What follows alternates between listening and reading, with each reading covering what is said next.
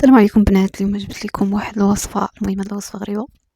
المهم درت لكم هاد الفيديو خفه مزربل. المهم جربت واحد الوصفه غريبه غتجيكم. انا شفتها في التيك توك ديال واحد السي سميتو حسن سعيد مصري. المهم نخلي لكم السميه ديالو. المهم هاد الوصفه راه غريبه صراحه، تجيكم غريبه. المهم هي خاصه بالشعر.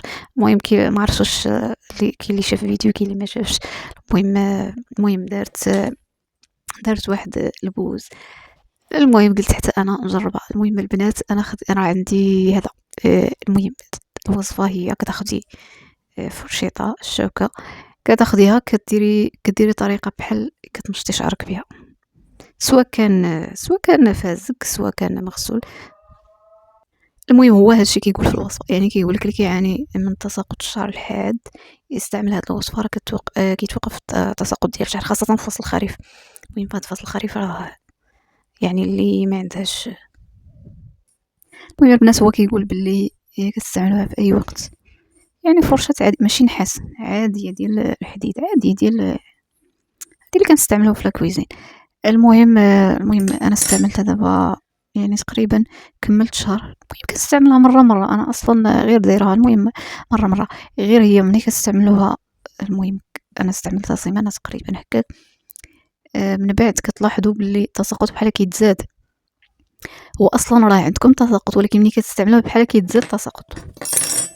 المهم انا قلت نتبعها. مني رجعت الفيديو ديالو في التيك توك، لقيت في التعاليق وهذا لقيت باللي راه ناس استعملوها نفس الشيء، ولكن من بعد كيحبس. المهم هي ما عرفتش انا واش الدوره الدمويه ولا. المهم بحال يعني كيوقع واحد التنظيف ديال فروه الراس من الشعر، يعني التالف وهذا.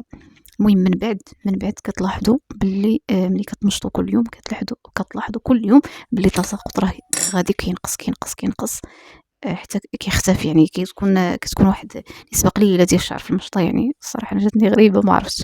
انا صراحه جربتها. المهم لاحظت انا هذا الشيء حيت في الخريف الصراحه انا كيكون عندي تساقط بزاف في الخريف. ولكن المهم انا قلت غير هكاك نجربها ونشوف. الصراحه هاد الوصفه راه افيكاس. المهم طريقه الاستعمال. انا البنات راه وريت لكم هنايا حاطه جوج فرشيطات، وحده كتصدى معنى الكلمه هذه راه رخيصه، الاخرى البنات راه عندنا قديمه. هذه اللي فيها البلاستيك ما نصحكمش ديروا شي حاجه مصديه لراسكم نهائيا. انا كنستعمل الاخرى صراحه. عندنا واحد المهم عندنا واحد الفرشيط قدام. المهم ديال برا الصراحه هذوك زوينين. انا هذه كنستعمل هذه كما كتشوفوا. المهم راه تلقاوها الا ما عندكمش، شوفوا صحاب اللي كيجيبوا السلعه تاع برا راه يبيعها لكم ب 3 دراهم 5 دراهم واستعملوها. ما ننصحكمش انكم تستعملوا دوك ديال الشينوا وهذا، دوك اللي كيتباعوا في الاسواق. لا ما ننصحكمش، كيضر الشعر. هذا راه ماشي شي حاجه. المهم هذه انا كنستعملها عادي. المهم انا عندي هاد الفرشيط قديمه الصراحه كنستعملها عادي الحمد لله. يعني ما سباتش ليا شي حكه ولا هذا. اما فرشيط اللي كتصدى اللي كتشوفوا فيها الصدى او بحال هذه مثلا، هذه كما كتشوفوا راه تلاح. هذه اصلا ما غاديش تستعمل فيها الصدى البنات. هذه ما كنستخدمهاش اصلا. المهم غير ديكور. هذه ديكور صراحه، ماشي الاستعمال ماشي الاكل ماشي حتى حاجه. المهم هذه هي التجربه ديالي وفي نتقاسمها معكم. واللي جربت الطريقه تخلي لنا كومونتير شوف واش بصح يعني. المهم الطريقه انتشرت الصراحه، انا عطاتني نتيجه.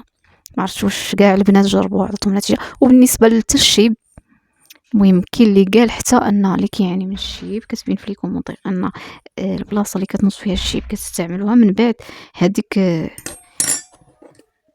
يعني الزغبه اللي نايضه بيضه من بعد كيتبدل لونها ماشي الاسود ولكن بحال الماغون بحال ما عرفتش انا. المهم انا ما عنديش الشيب. المهم اللي جرب يكتب لينا